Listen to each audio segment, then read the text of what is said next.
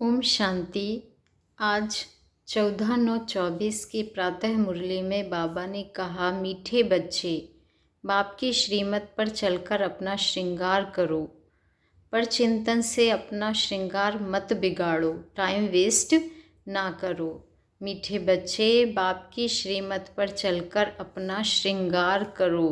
अपना श्रृंगार करना है पवित्रता, सुख, शांति, आनंद, ज्ञान से, पर चिंतन से अपना श्रृंगार मत बिगाड़ो, टाइम वेस्ट ना करो। प्रश्न है, तुम बच्चे बाप से भी तीखे जादूगर हो कैसे? तुम बच्चे बाप से भी तीखे जादूगर हो कैसे? उत्तर है, यहाँ बैठे बैठे तुम इन लक्ष्मी नारायण जैसा अपना श्रृंगार कर रहे हो। किस चीज़ से श्रृंगार कर रहे हो? बाबा कहते हैं पवित्रता से श्रृंगार कर रहे हो, शांति से श्रृंगार कर रहे हो, आनंद से कर रहे हो। कोई भी परिस्थिति आती है उसमें आप शांत बने रहते हो, पवित्र बने रहते हो। तो बाबा ने कहा, यहाँ बैठे बैठे तुम इन लक्ष्मी नारायण जैसा अपना श्रृंगार कर रहे हो, दैवी गुणों से, दिव्य गुणों से। यहाँ बैठे अपने आप को चेंज कर रहे हो, यह भी जादूगरी है।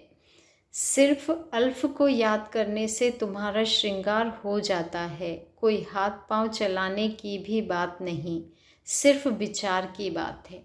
बाबा कह रहा है, यहाँ कोई हाथ पैर चलाने की ज़रूरत नहीं है श्रृंगार करने के लिए, सिर्फ विचार करने की बात है कि कुछ भी सिचुएशन आए हमें शांत रहना है, पवित्र रहना है, आनंद में रहना है।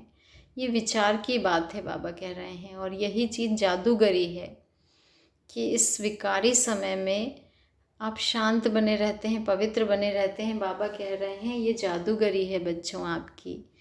तो बाबा ने कहा, कोई हाथ पांव चलाने की भी बात नहीं, सिर्फ विचार की बात है। योग से क्या होता है? हम अपना श्रृंगार करते हैं, बाबा कहते हैं। तो इस श्रृंगार से, योग से तुम साफ, स्वच्छ और शोभनिक बन जाते हो। तुम्हारी आत्मा और शरीर कंचन बन जाता है। यह भी कमाल है ना? बाबा ने कहा कि ऐसा शोभनिक बन जाना, स्वच्छ पवित्र बन जाना, बाबा ने कहा यह भी कमाल है ना। धारणा के लिए मुख्य सार है, दूसरी सब बातों को छोड़ इसी धुन में रहना है कि हम इन लक्ष्मी नारायण जैसा श्रृंगारधारी बने, दैवीय दिव्य गुणों को धारण करें। सेकंड पॉइंट है, अपने से पूछना है कि हम श्रीमत पर चलकर मनमना भव की चाबी से अपना श्रृंगार ठीक कर रहे हैं। दूसरी बात पूछनी है, उल्टी सुल्टी बातें सुनकर व सुनाकर श्रृंगार बिगाड़ते तो नहीं हैं। तीसरी बात है, आपस में प्रेम से रहते हैं, अपना वैल्यूएबल टाइम कहीं वेस्ट तो नहीं करते हैं। चौथा पॉइंट पूछना है खुद से कि दैवी स्वभाव धारण किया है हमने।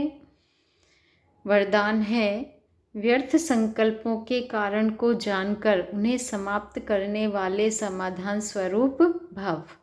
व्यर्थ संकल्पों के कारण को जानकर उन्हें समाप्त करने वाले समाधान स्वरूप भव।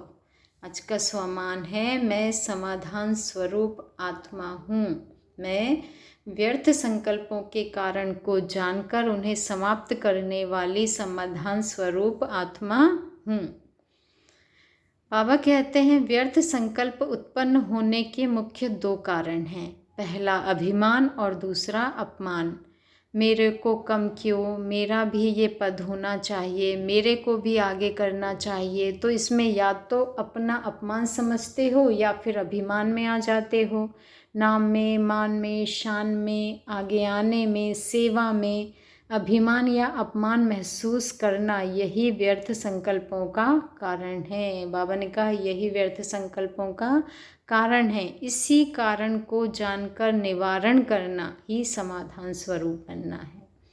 स्लोगन है, साइलेंस की शक्ति द्वारा स्वीट होम की यात्रा करना बहुत सहज है। बाबा ने कहा कि साइलेंस की शक्ति द्वारा स्वीट होम की यात्रा करना बहुत सहज है। अच्छा, ओम शांति। शुक्रिया बाबा, शुक्रिया।